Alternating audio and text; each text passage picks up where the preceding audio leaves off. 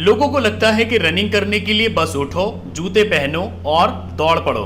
अक्सर लोग इसी तरह से रनिंग करते हैं और कुछ समय के बाद उनके लिए तकलीफ पैदा होने लग जाती है। इसकी वजह रनिंग करने के सही तरीके के बारे में जानकारी न होना होता है।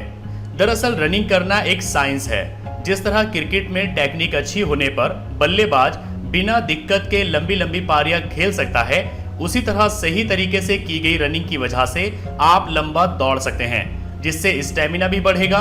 स्टेमिना जितना ज्यादा होगा उतनी ही देर तक दौड़ने के चांस रहेंगे।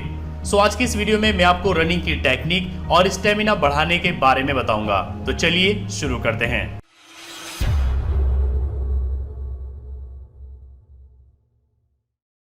पहले हम बात करते हैं रनिंग करने का सही तरीका क्या है। नंबर फर्स्ट, सिर की पोजीशन। कुछ लोग होते हैं जो कि रनिंग करते हुए कभी नीचे देखते हैं, कभी ऊपर, तो कभी दाएं बाएं नजर घुमाते रहते हैं। ये रनिंग करने का बिल्कुल ही गलत तरीका है।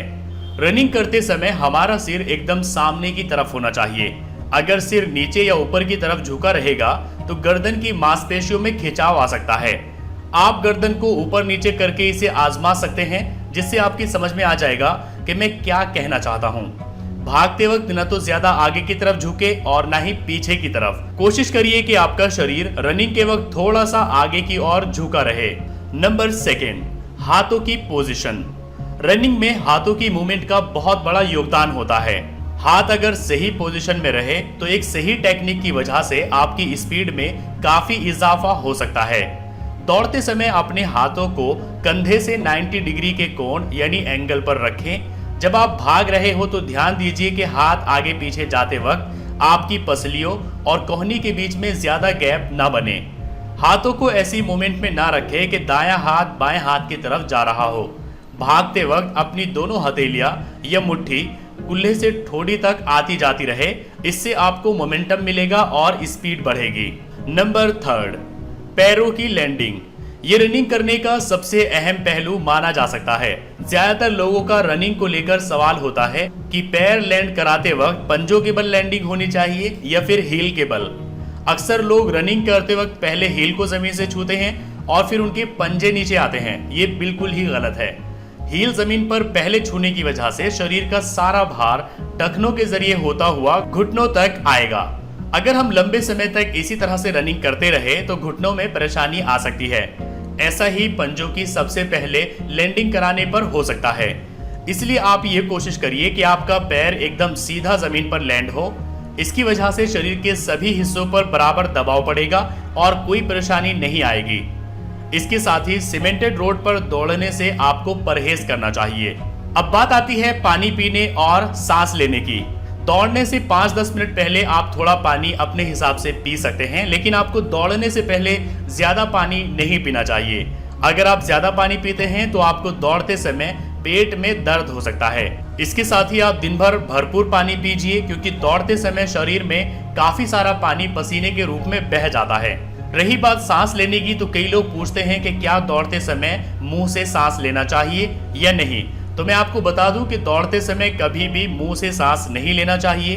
दौड़ते समय आपको लंबी और गहरी सांस लेनी चाहिए। इससे आप जल्दी नहीं थकेंगे और आप लंबी दूरी तक तेज दौड़ पाएंगे और इससे आपका स्टेमिना भी बढ़ेगा।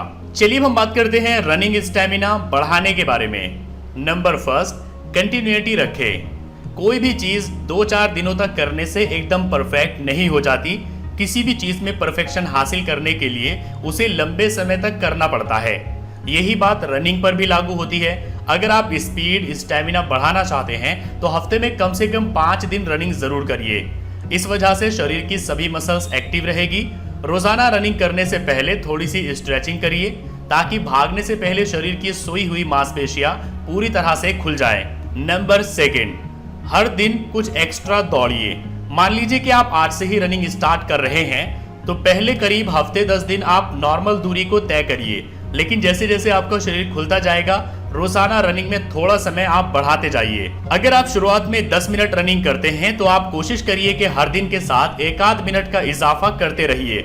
इससे यकीनन आपका स्टेमिना बढ़ेगा। नंबर थर्ड, पैदल चले।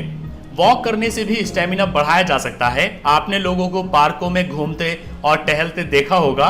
ज्यादातर लोग एक ही रफ्तार से चलते रहते हैं, लेकिन इससे शरीर को ज्यादा फायदा नहीं होता है। अगर शरीर पर इफेक्ट और स्टेमिना बढ़ते हुए देखना चाहते हैं तो हर चक्कर के साथ आप स्पीड को बढ़ाइए। मान लीजिए कि जिस पार्क में आप जा रहे हैं उसका एक राउंड आप 4 मिनट में पूरा करते हैं, तो अगले राउंड में आपकी कोशिश होनी चाहिए कि वही चक्कर आप 3 मिनट 55 सेकंड में पूरा करें। फिर अगले चक्कर में कुछ और सेकंड कम करिए। अगर आप रोजाना यही तरीका अपनाएंगे तो आपका स्टेमिना जरूर बढ़ेगा। नंबर 4, आराम और खाना। हफ्ते के 7 दिन रनिंग करना ठीक नहीं होता। शरीर को रिकवर होने के लिए समय देना चाहिए। 5 दिन भी रनिंग करना शरीर के लिए अच्छा रहेगा। रनिंग करते हुए आपके पूरे शरीर का वर्कआउट होता है और मसल्स को रिकवर करने के लिए अच्छे हेल्दी खाने की जरूरत भी होती है। इसलिए आप पौष्टिक खाना खाइए ताकि इससे आपके शरीर को फायदा पहुंचे। नंबर 5, अपनी लिमिट को पुश करिए। जब तक आप अपने कंफर्ट जोन से बाहर नहीं निकलेंगे तब तक मनचाहा रिजल्ट आप हासिल नहीं कर सकेंगे। नॉर्मल रनिंग के बाद कुछ 1000 मीटर के लिए तेज भागिए और जब तक भागिए जब तक कि सांस ऊपर न चढ़ जाए। खुद को आप जितना पुश करेंगे उतने ही अच्छे रिजल्ट्स आएंगे। इसके अलावा आपको संयम बना के रखना होगा। सो आई होप कि अब आप समझ गए होंगे कि रनिंग करने का सही तरीका क्या है और आप अपना रनिंग स्टेमिना कैसे बढ़ा सकते हैं। अगर आपको वीडियो पसंद आया है तो लाइक करिए, अपने फ्रेंड्स के साथ शेयर करिए और अगर आपके मन में कोई कंफ्यूजन है तो आप नीचे कमेंट करके पूछ सकते हैं।